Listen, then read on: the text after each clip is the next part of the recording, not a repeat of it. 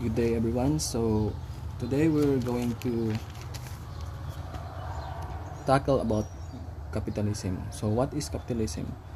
The law of demand says that higher prices buyers will demand less of an economic good.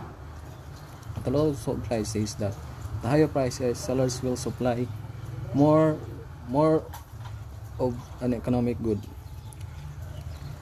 Example, innovation developed by tech companies like Microsoft, Apple, and Google, and many others have changed how people communicate in the way the world operates. So next is the pillars of capitalism. Pillars of capitalism: private property, which allows people to earn tangible assets such as land and houses, and unstable assets such as stocks and bonds. Other factor of pillar of capitalism is a market mechanism that determines prices in a decentralized manner through interaction between buyers and sellers. So, on the other hand, capitalism means that owners control the factors of production and derive their economy from their ownership. That gives them the ability to operate their companies efficiently. It also provides them with incentive to maximize profit. In addition, capitalism requires a free market to succeed. Let's move on to the Keynesian. So what is the Keynesian? Keynesian is an advocate of the economic theories of John Maynard Keynes. So Keynesian relating to or denoting the economic theories of John Maynard Keynes. So because of the Keynesian, the Great Depression occurs. So what is the Great Depression? The Great Depression was a severe worldwide economic depression that took place mostly during 1930s, beginning in the United States. The timing of the Great Depression varied across the world. In most countries, it started in 1929 and lasted until 1930s.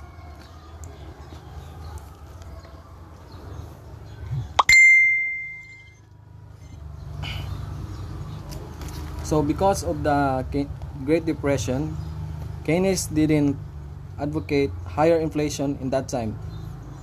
Therefore, he argued that inflation could be damaging in a low inflammatory environment conducive to strong economic growth. However, in a liquidity trap, inflation is not a problem, according to John Maynard Keynes.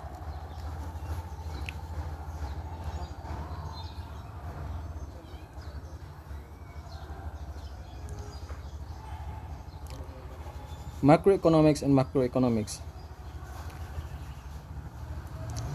Macroeconomics studies the behavior and performance of an economy as a whole. It includes unemployment, GDP, and inflation. Microeconomics focuses on the study of the individual markets, sectors, or industries. So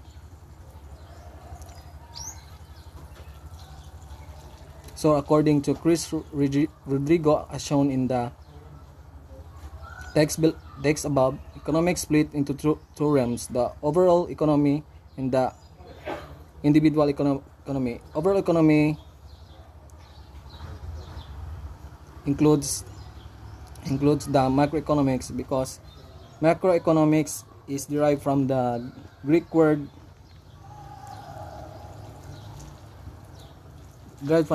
macro, meaning large. That's why Chris Rodrigo called the economics into two realms. The overall economy stands for the macroeconomics, while the individual economy stands with microeconomics, because microeconomics derives from the Greek word macro, meaning small.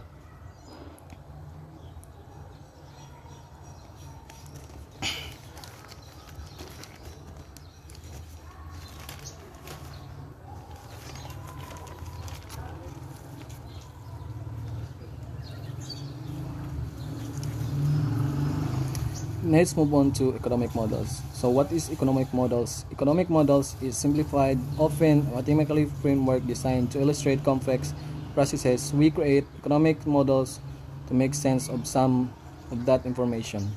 Example.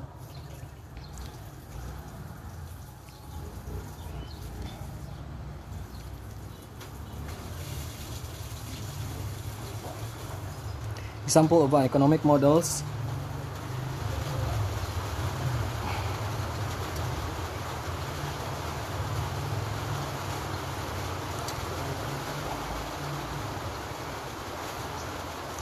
Example of economic models is, let's say for example, a model of a Ferrari is a smaller version of a real sports car. In the same way, for example, maximizing profits even if they are unaware that that is their aim, we are able to accurately predict their behavior when making economic decisions.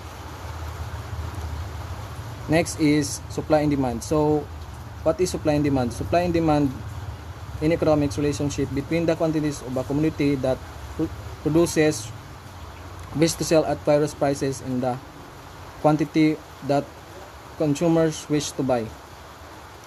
Example of the law of demand. A new restaurant opens up in town and gets great reviews. There are 12 tables in the restaurant, but everyone wants to get a reservation.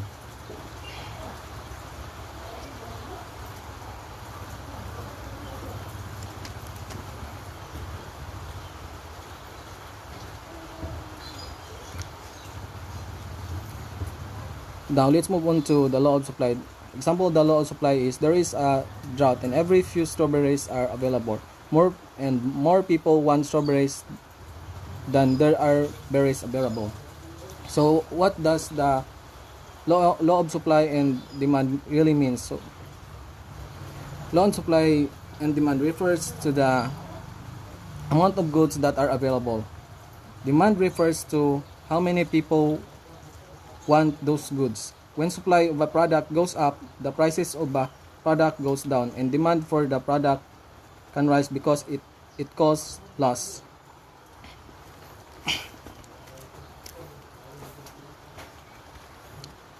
Next is the econometrics. So what is econometrics? Econometric applies statistical methods that describe real-world phenomena and creates testable economic models. The clue itself is the word econo, refers to the relation to economics, while metrics suggests the science of a empirical measurement.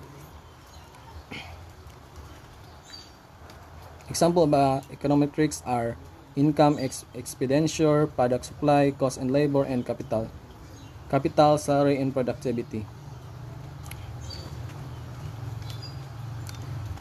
Econometrics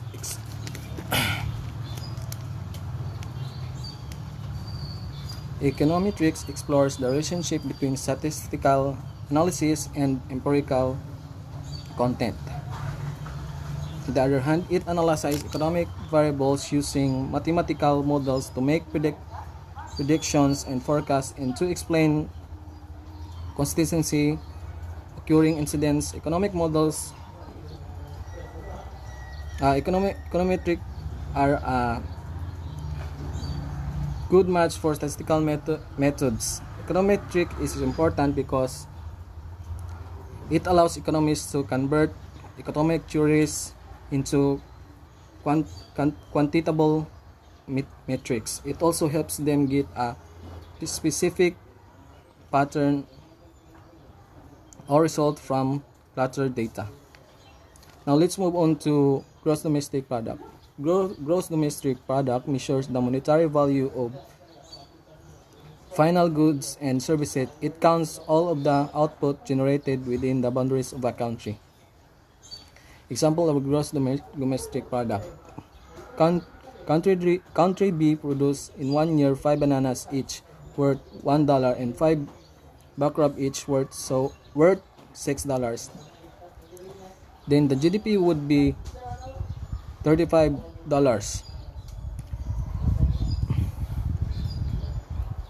The next year, the prices of bananas jumps to $2 and the quantities produced remain the same. Then the GDP of the country B would be $40 overall. So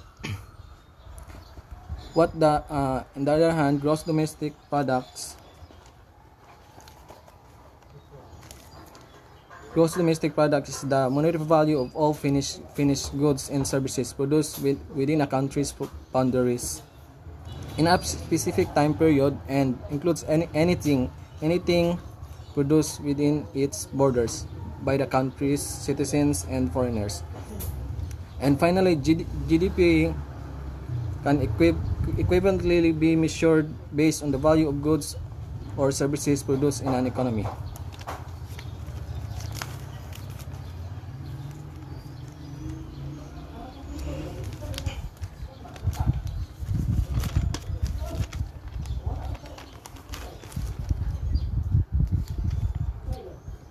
Now let's move on to monetarism. So what is monetarism? Monetarism is a microeconomic theory which states that government can foster economic stability by targeting the growth rate of the money supply. Example of monetarism: in 1979, when Paul Volcker became the chairman of the Federal Reserve, he made combating inflation the primary goal of the central bank. In keeping the Friedman and Schwartz recommendation, Volcker restricted the money supply.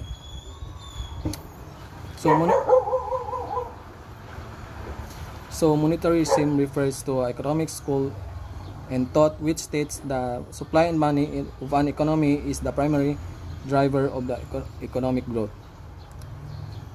On the other hand, as the availability of money in the system increases, aggregate demand for the goods and services goes up. Next is the direct investment. So what is the direct investment? Direct investment provides capital funding in exchange for an equitable interest without the purchase of the regular shares of a company's work. An American auto manufacturer that establishes dealership or acquires a part supply business in a foreign country.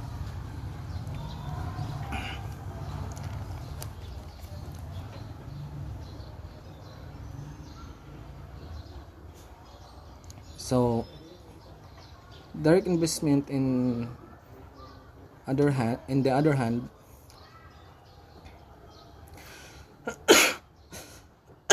excuse me.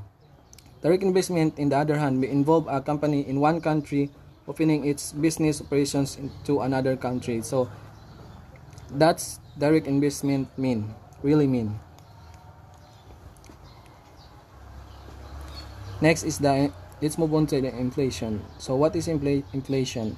Inflation is the decline of purchasing power of a given currency over time.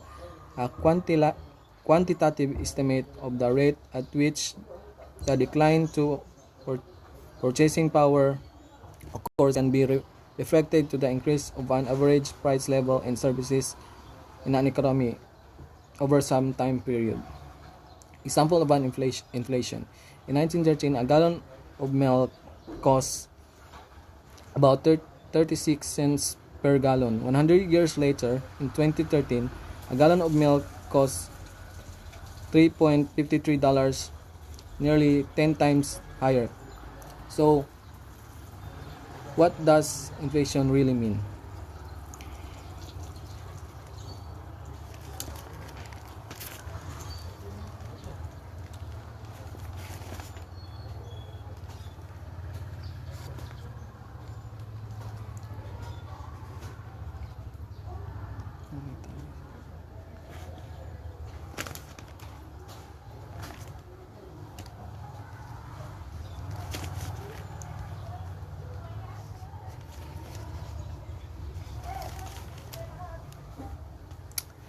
So, inflation really mean is, now while it is easy to increase the price changes of an individual products over time, human needs to extend beyond one or two such products. So in the inflation, individuals need a big and diversified set of products as well as host of services for living and a comfortable life. Inflation includes commodities like food grains, metal, fuel, and utilities like electricity and transportation, and services like healthcare, entertainment, and labor. Next is unemployment. So what is unemployment? Unemployment is a term referring to individuals who are re-employed and actively seeking job but are unable to find a job.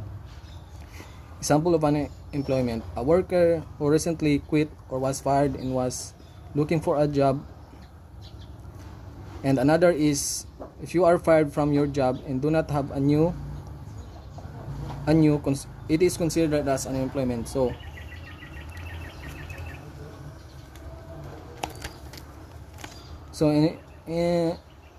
unemployment in simple term is a phenomenon that occurs in both all of us.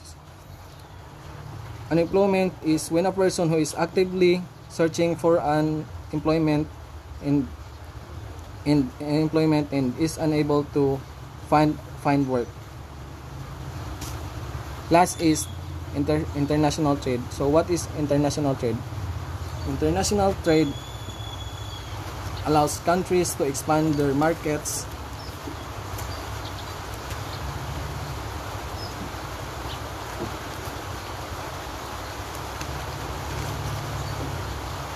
International trade allows countries to expand their markets and access goods and services that otherwise may have been available domestically. As a result of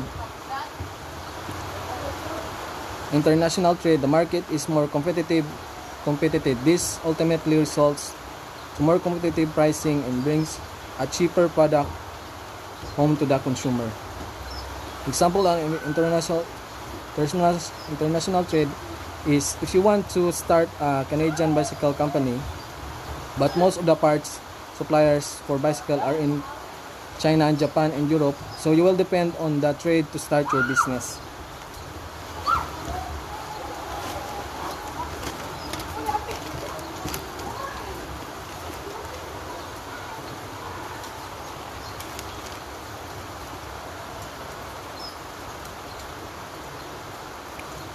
So because of the international trade, it includes the import and export. So import refers to a product that is brought from the global market, while export means a product that is sold to the market.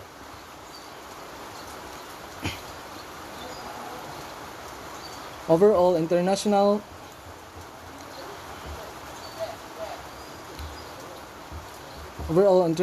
trade is a key to the rise of the global economy. In the global economy, supply and demand and thus also prices are impacted by the global events. Now because of international trade, this enter the export and imports and are accounted for in the current account section in a country's balance of payments. So global trade allows wealthy countries to use their resources.